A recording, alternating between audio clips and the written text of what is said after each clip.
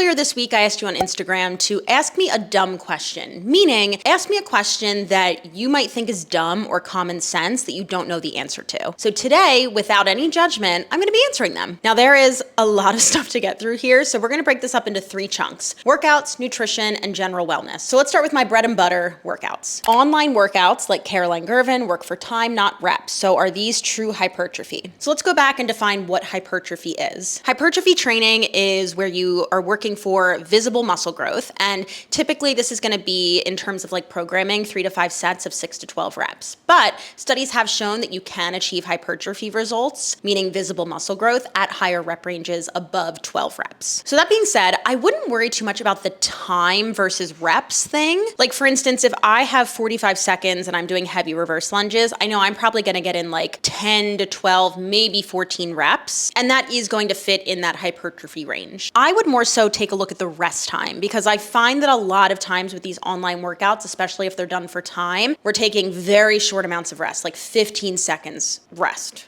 in between exercises. And, rest time is going to fully depend on the structure of the program, the goals of the program. But in terms of like a muscle group, if you're looking to grow, like let's say you're looking to grow your glutes, you're going to want to take at least a minute rest between your exercises. If you're not taking that much, your form is probably gonna suffer. You're probably not gonna be able to match the amount of reps or the amount of weight that you're lifting set by set. And it's gonna kind of just turn into like cardio with weights. Can I fix my knees by walking backwards on a treadmill? Define fix. So without knowing what's wrong with your knees, what your background is, I cannot answer this question, unfortunately. Now, I've seen walking backwards on the treadmill become trendier with like influencers, but I've also seen some physical therapists promoting it for certain applications. So all of that being said, one exercise will not fix your joints. Let's say you're doing this in a therapy setting. A physical therapist is not just going to give you one exercise and then you're fixed. They're going to give you a series of exercises, and those exercises are going to scale in intensity and progression over time. So I guess the answer to your question, no. Walking backwards on a treadmill, no matter what is wrong with your knees, will not fix your knees. Why is walking so important? So there are huge studies that have been done on the effects of walking over the years, and the number one thing that we see is that people who take on average day-to-day 7,000 to 8,000 steps, their risk of chronic illness plummets. It's way lower than people who take less steps than that. Now, we also have to understand that people who walk more during the day probably also have other health promoting habits, like they probably eat a little bit better, they probably sleep a little bit better, they probably strength train, and all of these things together go into your longevity and your long-term health. So it's not so much that just like walking by itself is super important, but it is a huge part of like the bigger picture or the puzzle. Lower back pain after lower body workout. Do I need to strengthen my glutes? Maybe.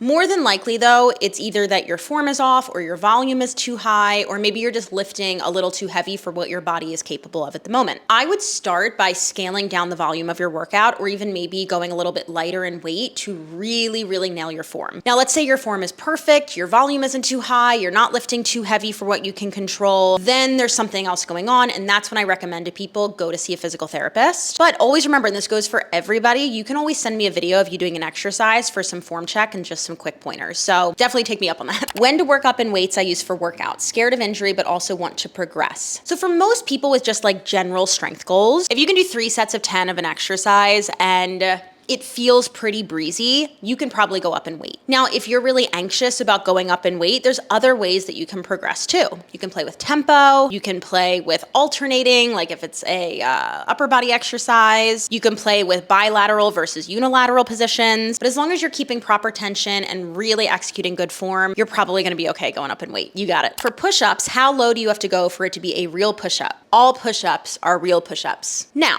if you're on the floor and let's say you're only going down like an inch, let's incline that shit. I'm gonna find a place where you get the most range of motion to get the most bang for your buck. So bringing the hands up to a bench or using a squat rack with a bar or even up on the wall, if that's where you get the most range of motion, that's where I'm gonna work you. Then we're gonna slowly make our way down, making the lever a little bit longer and working our way down to the floor for that full range of motion push-up. But no matter where you are in your push-up journey, do not let anybody tell you you are not doing real push-ups.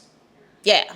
How do modified exercises work? I never feel like anything is happening. So a modification is basically a variation of an exercise that suits your needs or your body better. I don't like to phrase it as, hey, this is the easier version, because that's not always necessarily true. And I just think it kind of paints this picture of like, this is bad or worse than the real version, whatever that means. Let's take the example of side plank. So a typical side plank, legs are stacked. You could also progress this by doing a Copenhagen where one leg is on top of a bench, or you could scale it back in a regression by bending the knees or bending one knee on the floor. Personally, my left ankle, I had surgery on it years ago and I have some issues with it, and it doesn't always like a full side plank. So a lot of times on my left side, I'm gonna do a modification, usually one leg down with the other leg hovering. With proper tension, I'm still feeling tons of oblique, tons of shoulder, and then I'm getting in that added glute med. It doesn't mean that this is a worse option. It means that I'm choosing the option that suits my body the best. Now that being said, if you're choosing a modification and you're not feeling anything at all, like you feel no work happening, it probably means that you need to go up a level in your progressions. Or it could be that your form's off. When doing bicep curls, I feel my underarm engage, not the bicep. Help. So I'm assuming you mean the tricep. So just so we all know, bicep is in charge of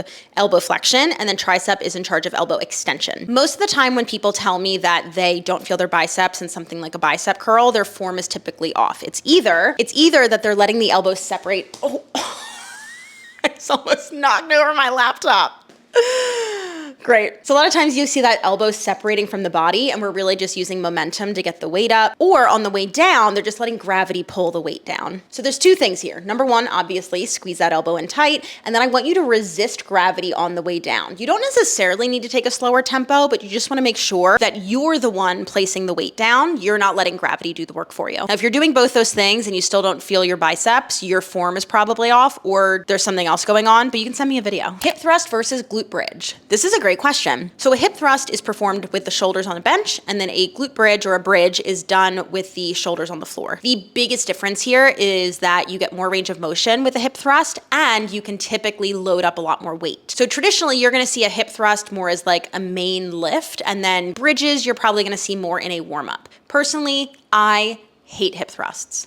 It's not that I think they're a bad exercise. I do kind of think they're like overrated in terms of like barbell hip thrust. Like I think there's just, for most people, better uses of your time, especially because one of the reasons I don't like them is they take so long to get set up. You have to find the bench that's the right height, but I'm only 5 feet tall, so I have to find a box, and then I have to get up against a wall. I have to find the barbell. I have to load up the plates, and the amount of plates that you have to put up there, because your glutes are probably pretty strong, are a lot, and it takes fucking forever. If I am gonna torture myself with a hip thrust variation, it's probably going to be a bodyweight single leg. If I wanna do bridges, I love those. We're gonna put those in a warm up. There's tons of different variations between floor, single leg, elevated, long lever. Those are my jam. I love those. I can't stand hip thrusts for all of those reasons above. That's it. What are bosu balls? Why are bosu balls? This one made me laugh. So bosu ball is that like half moon round thing with the flat bottom. You see a lot of people doing like stability exercises where they stand on it. I feel like I've gone through the ringer with bosu balls. When I first got into training, I loved them, and then I hated them, and now I'm just kind of like whatever with them. Look, I don't own one. I don't use them with clients. I personally think there are about 8,000 other things that people should focus on rather than using a bosu ball for quite literally anything. I think that they have a time and a place, especially in like a rehabilitation setting. But if you think that standing on a bosu ball is going to make you a more stable human, it's not. It's gonna make you better at standing on a bosu ball. We have to remember the law of specificity, right? So if you wanna improve your balance and your stability, just do single leg exercises. Do single leg exercises on the floor that planet Earth is made out of. Is doing cardio every day and most days a week bad for you in the long run? So what are we talking about when we say cardio here? Because there are 5 different heart rate zones that kind of encompass cardio. So yeah, if you're doing like 30 minutes of zone 5 HIIT training every single day, like yeah, you're gonna be fucked up in the long run. So let's pull it back and let's look at the recommendation for cardiovascular health right now. The current recommendation is 150 minutes of moderate aerobic activity a week or 75 minutes of vigorous aerobic activity a week. And you can kind of mix and match and play in there to get up to, you know, whatever your number is. For me, to keep it simple, I kind of think of moderate as like zone 2 and 3, and then vigorous is like zone 4 and 5. So if you're someone who's getting in like 30 minutes of moderate cardio work 5 times a week, so that could be a hike, that could be maybe like a lower intensity dance cardio class. That could be an incline walk. If you're really, really trained, that could be like a light jog. So if you're doing that, yeah, you're golden. Is lifting weights pointless when you're currently eating in a deficit? Absolutely not. So when we're in a deficit, ideally we want to reduce the amount of body mass that we're losing from muscle, and we want to prioritize losing more from fat mass. There's a lot of reasons for this. I think they're all pretty obvious, but we can kind of, dive into it. More lean muscle mass is better for our hormonal health. It's better for our cellular health. And then also we need to remember that strength training improves our bone density. Bone density, just basically how thick your bones are, how strong they are, can be really important, especially as we age. As we age, you're gonna fall at some point in your life, right? Whether you're young or old. But the older we get, our bone density naturally declines. So if we can preserve that through strength training, we're gonna be less likely to suffer from a break that makes us bedridden and takes away our independence. So whether you're in a deficit, maintenance, or a bulk, you wanna be strength training. My average heart rate when strength training in supersets was 143. Is that good? It honestly seems a bit high. Like if that's what your watch, which isn't gonna be 100% accurate, but we'll take it for what it is. If that's what it says your average is during the whole workout, I would say it is a little bit high. So I love utilizing supersets, especially in terms of like opposing muscle groups, because you're not gonna need to take as much rest time, because while you're working the opposing muscle group, your opposite muscle group is resting. But you still need to make sure you are taking rest in there. Otherwise, like we talked about earlier, your strength work just kind of turns into cardio with weights. So an example of using supersets for opposing muscle groups would be like split squats and then into lateral raises. So I would say just play with a little more rest time in there if you can. Maybe you need to rest between sides for your split squats, or maybe just make sure you're taking like 30 seconds before you go into the lateral raises, or maybe, after the lateral raises, before you go back to the split squats, take like a whole minute, maybe even a minute and a half to 2. I think it really depends on your volume and intensity, but it does sound like the intensity is quite high. So play with a little more rest time, see what happens. Standing core versus seated core.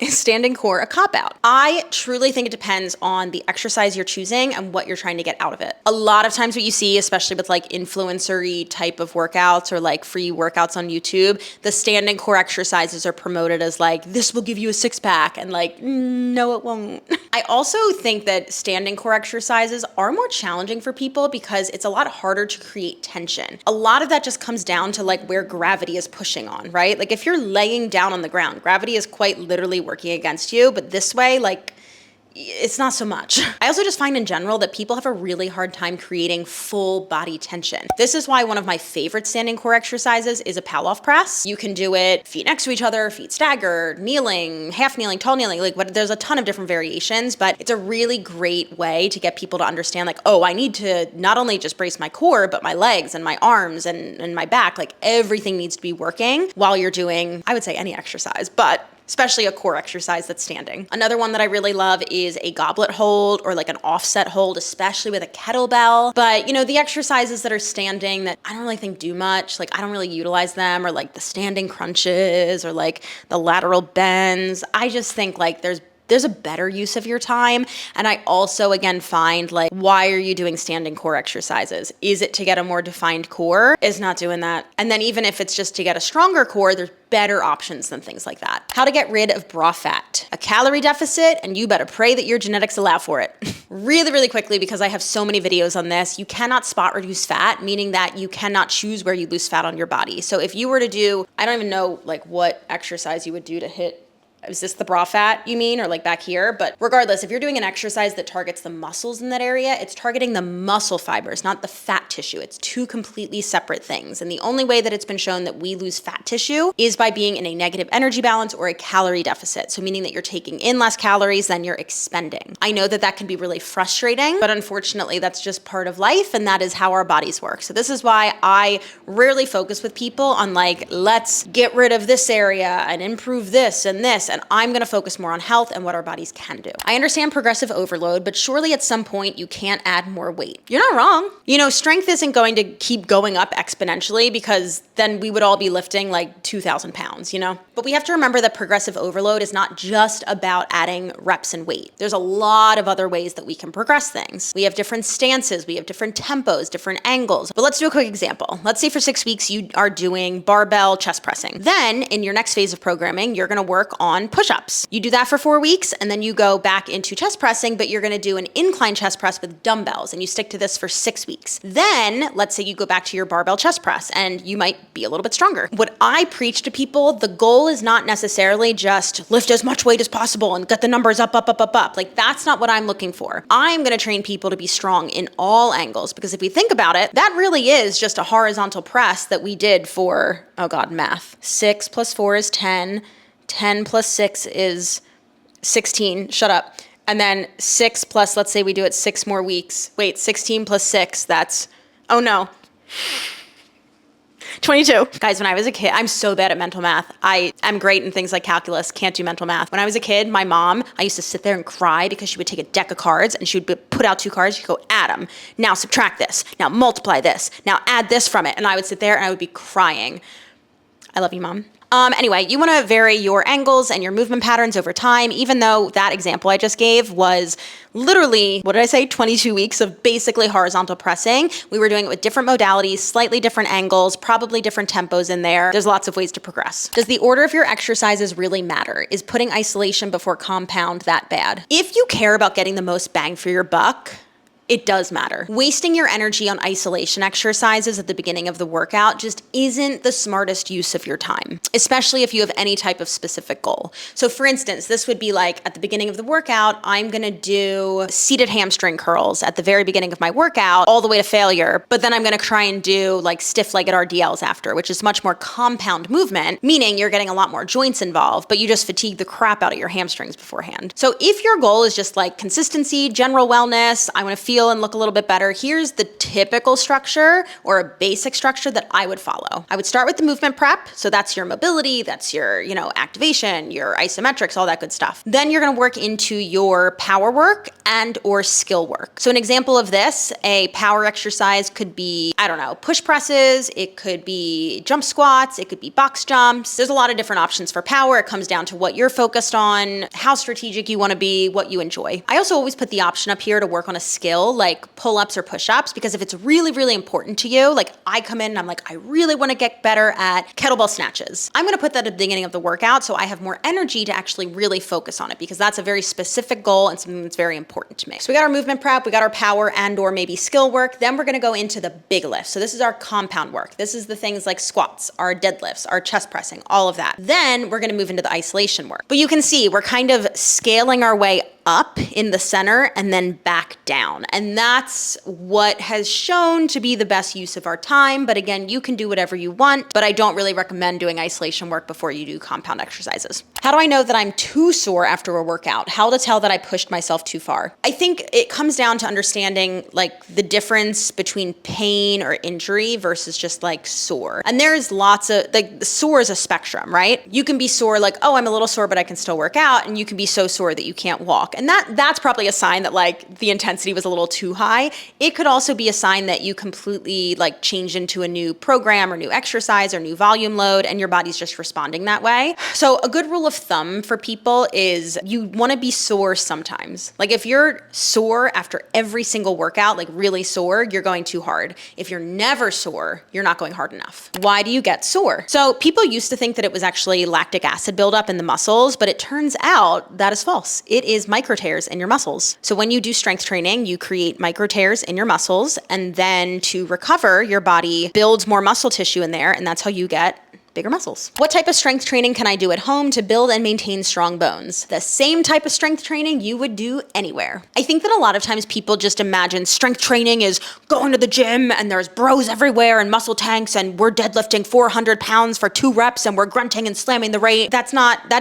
That can be strength training, but strength training could also be, at home with your 20-pound dumbbells doing RDLs. I would say in terms of doing strength training at home, it really comes down to like, what are your goals? What equipment do you have? And what's your current strength level? I constantly am thinking about this when I'm making programs for people in the Fit Club and building out those workouts, because I have to remember that a lot of people don't have all of the equipment that I have. A lot of times people have a set of medium weights, a set of heavy weights, and maybe like a yoga block. So there is absolutely a way to get strategic with the equipment that you have and make it true strength training, but you do have to get a little more creative. So if you have questions about that, shoot me a message. Is it bad for my rest days to never truly only rest? I usually do a core circuit and hiking and walking and run and stretch. As long as you're not feeling run down, it's probably not an issue. We already talked about those recommendations for like cardiovascular movement, the 150 minutes of moderate aerobic activity or the 75 minutes of vigorous per week. So if this is helping you get there, yeah, you're good. Do you have to lift consistently to be healthy? Define healthy. Healthy means something different to everybody, but let's look at it this way and talk about the benefits of strength training. So strength training has been shown to improve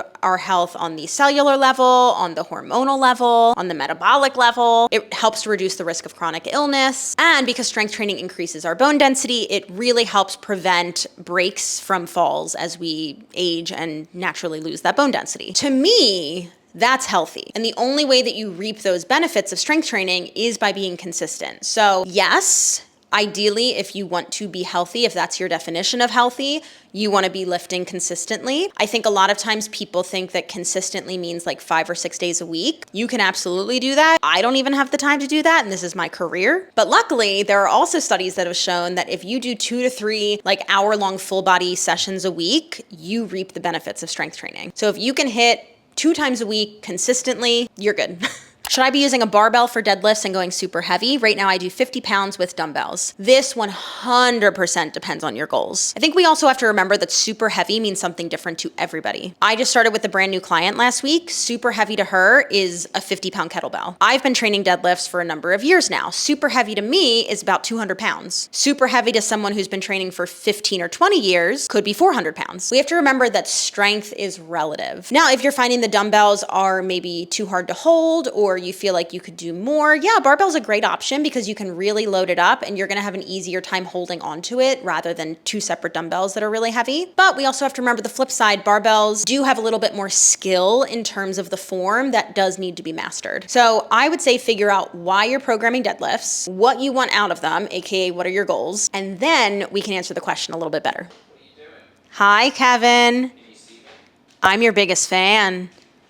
Can daily changes in sleep, stress, and hormones make progressive overload impossible? So these things can affect your training. And over time, you go through different stages of life where you have, better sleep or worse sleep or more stress or less stress. So I would just say, unless you're like always getting 3 shitty hours of sleep, or you're like super stressed out every single day, or you actually have like a hormonal issue that's going on, not just something that an influencer told you that you might have, you're probably okay. But if you have all of those things going on like chronically, honestly, I'd probably say stop training because that's an added stress on your life and like you're already dealing with all these other stressful things. So like sort that out first and then add the training back in. People say soreness isn't an indicator of a good workout. Why? Because most people's goal is not to be sore. If your goal in your training is, I just want to get as sore as possible, yeah, measuring soreness and being sore is a great measure of how good your workout was. But if your goal is not to be sore, that's not a good measure of progress. You want to track something that's specific to your goal. Let's say your goal is you want to build a juicy butt. You can track your weights and reps in the gym. You can take measurements. You can take photos. You can see how your jeans fit. But how sore you are isn't a good way to measure that goal. I could have you do 100 squats and 100 burpees and 100 jump lunges and you would be crazy sore the next day, but it doesn't mean that your butt's gonna be any bigger. So I'm pretty sure we already said this, but our good rule of thumb is that we wanna be sore sometimes, not after every workout and not never. When I'm sleep deprived, should I sleep or work out? Sleep. But let's zoom out and look at the big picture. If you're like never sleeping well, yeah, I would focus on that first and then start to sprinkle back in training. Training is a stress on the body and you do need sleep to recover. So you're just gonna kind of be in this endless cycle of like never recovering and feeling like crap. But what most people are probably dealing with is like, let's say you have a shitty night's sleep, right? And you had your gym session scheduled for that day. Let's say you zoom out, look at the week and you're like, I can't move it anywhere else and I really do want to get in some movement today. So let's go to the gym. I would just take my time in that workout, see maybe how your body is responding. Like maybe you go a little lighter in weight, maybe you take the reps down, maybe you add some more rest time, or you could just skip it. It's not the end of the world. Does it matter if the raised leg in a single leg deadlift is straight or bent? Nope. I find with some people, keeping a bent leg keeps more tension throughout the entire body. Sometimes the trade-off is that they start to hike open that hip. So then for other people, sometimes it's better just to keep the straight leg, and that helps them make more of that like seesaw position with the single leg deadlift. So it really doesn't matter. It just comes down to the individual. Are exercises to release trauma stored in the hips a real thing? Okay. Possibly. Look, it's a little too woo-woo for my taste, but like if you want to say that certain exercises help relieve stress on the body or in the brain, like sure, I'm not going to dispute that at all. But I see most content around this, like these exercises release trauma from your hips and lead to weight loss. That's what I always see. And that is bullshit. Oh my God, that was so many. Okay, that was the bulk of it. We're into nutrition and general wellness. These are the shorter ones. So here we go. Why does the carnivore diet work? Define work. Most of the time I see it being promoted for weight loss. So if we want to say that's what work means, weight loss, let's chat about it. So the carnivore diet is basically you're going to be eating, I believe it's just like meat. For the most part, yeah. Meat, depending on what type you're eating, is typically going to be like a little lower in calorie, I guess. Again, this depends on the cut of meat, what type of meat you're eating. Also, I will say like, there's only so much meat you can eat in a day. Like, I don't know. It probably makes you not feel that great. Also, protein can sit like a brick in your stomach. So if all you're eating is protein, like, yeah, I'd probably not eat as much as I normally did either. So if we're eating less calories, like, yeah, we're gonna lose weight. Now, in terms of all of the health benefits that have been associated with carnivore diet, I will say that Carnivore MD came out last month or 2 months ago and said that he no longer eats this way because he was having terrible health complications. So there's that. Can you lose weight without counting calories? I had an ED when I was younger. 100%. So a great starting point is actually to use the Precision Nutrition calculator. They will give you calories, but they're also gonna give you a method where you can just track your macros by using your hand. So it's gonna give you like how many servings of protein you need a day, and a serving of protein is gonna be the size of your palm. That's a great way to start. But what I would typically recommend is assess your meals for the week. So like write down how many servings of everything you had, what your meals were, and then zoom out and look at the balance of your plate. So if you have a weight loss goal, you're gonna wanna change the ratio of what's on your plate. So you're probably gonna wanna up the protein and the veggies. Veggies because they're gonna be less calorically dense. Protein because it is going to help keep you a little more satiated. And then maybe we can take something like fat down a bit since that's gonna be more calorically dense. There's a lot of ways to approach it. That's a really quick answer. That other video that I just linked has more information, but I hope that helps. Fruit is a carb. Wait, this is giving the same energy as that line from Mean Girls where it's like, is butter a carb? No, it's not. Butter's a fat, but fruit is a carb. It's a complex carbohydrate. It has a lot of fiber in it, lots of micronutrients. And I feel like people get confused when people say like fruit is a carb because carbs have been like demonized. It's just like bad for us. But we have to remember that like everything is a spectrum, everything in moderation. But yes, fruit is a carb. If I'm doing a cut, do I focus on macro breakdown or more on calories? Calories, 100%. I would say macro splits are a much more advanced goal and probably more appropriate for someone with like a body recomposition goal or someone like an athlete or a professional who needs their nutrition to support what they do. Does the type of water you drink, tap, alkaline, electrolyte, etc., make a difference? For the average person, no. But you know, if you're like in a Flint, Michigan water situation, like obviously like that tap water does no good. We're very spoiled here in New York City. We have the cleanest tap water in the country, I believe. So for most people, I'm gonna say like start simpler. Are you even getting in enough? For most people, I would say start with like around 8 cups of water a day. I think the recommendation for most is like 12, but we typically get like 4 of those cups from our food and then like other beverages throughout the day. So to start it out, keep it simple. And then if you're having like health issues from there, that's when I would go to either like an RD or a doctor and see if it has something to do with your water intake and what type of water you're drinking. Is there a time limit after a workout when best to take protein or eat? I would say for most people within 2 hours is perfect. If you again are like an athlete or have a more specific bodybuilding type of goal, you're gonna wanna aim for that 30-minute mark instead. But yeah, within 2 hours is great. I would say make sure you have some protein to support your muscle growth and repair, and then some carbs because you've just depleted your carb energy, your carb store. My brain is glitching. This video is very long. Let's keep going. How are some fats good and others bad? Oils versus avocados versus cheese versus low-fat options. It comes down to the chemical bonds and how those bonds are broken up, digested, and stored within the body. So it really just comes down to like studying how these things affect us through different clinical studies over years and years and years. I would say in terms of bad fats, the key is going to be moderation. Does eating before sleep make me gain weight? Nope.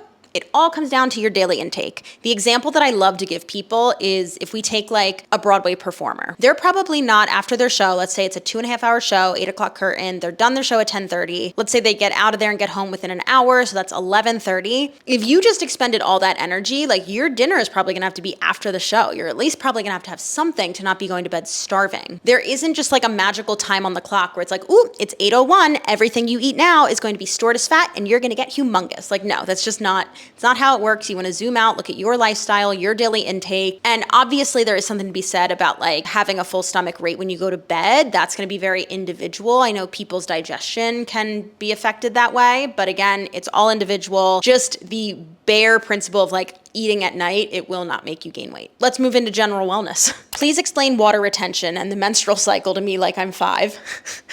All right, I actually broke down the menstrual cycle in this video. I'm not doing it again. It's really not my expertise. I don't feel like doing it. But water retention, we can do that really quickly. That just basically means that your body is holding on to water.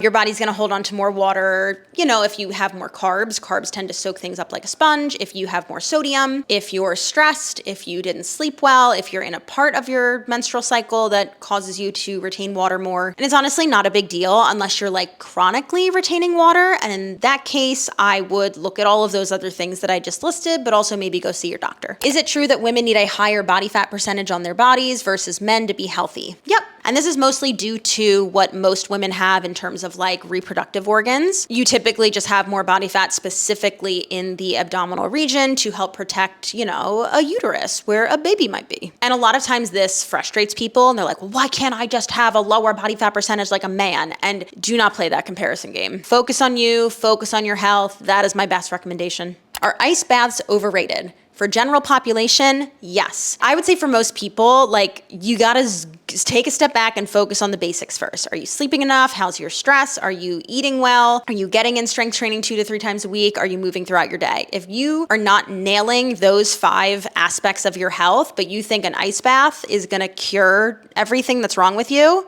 you are sadly mistaken and you are torturing yourself for no reason, my friend. Also food for thought, and I covered it in that video. Ice baths have been shown to interfere with hypertrophy goals. So like if you do have a muscle building goal, ice baths are not going to be ideal for you. Honestly, the best use of ice baths have been shown for people like athletes, people who need to perform at all out max and then do it again and again and again because it's gonna aid in that recovery. Is it really a thing to have a slow metabolism? If so, how do you combat that to lose weight? So define slow. You can have a lower metabolic rate than somebody else, and your metabolic rate or just your metabolism, that's just all of the processes in your body that keep you alive. Like, yeah, you can use more energy to get that done or less energy to get that done than somebody else. If you are interested in raising your metabolic rate, some things that you can do are have some more muscle mass on the body. Muscle is going to take more energy at rest to maintain than fat mass. Your nutrition really matters, so eating the rainbow, having all of these things that are nutrient dense, fiber dense are really going to help support your metabolism. Sleep. Reducing your stress is going to be really important to support your metabolism, and just overall moving more. Like all of these basics, again, I'm going to keep coming back to it. These 5 pillars that people tend to skip over to go to the fancy stuff. These are the things that are going to support your metabolic health and your overall health in general. What do people who maintain good health and fitness into old age tend to die of? Being old, I guess.